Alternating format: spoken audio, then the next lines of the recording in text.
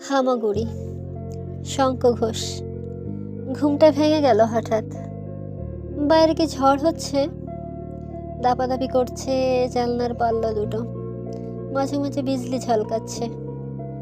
ফের শুয়ে পড়তে গিয়ে সেই বিদ্যুতের ছটফটে আলোয় মনে হলো ঘরের মধ্যে যেন হামা দিচ্ছে কেউ। কে ওখানে? কে?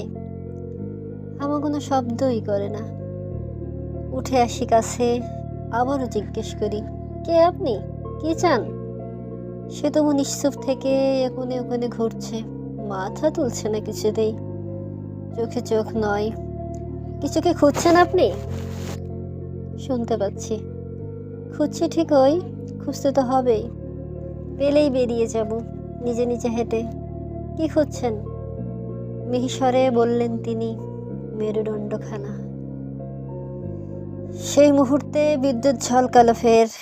চমকে উঠে দেখি একা নয়, বহু বহুজন একই খোঁজে হামা দিচ্ছে এ কোণে ও কোণে ঘর জুড়ে।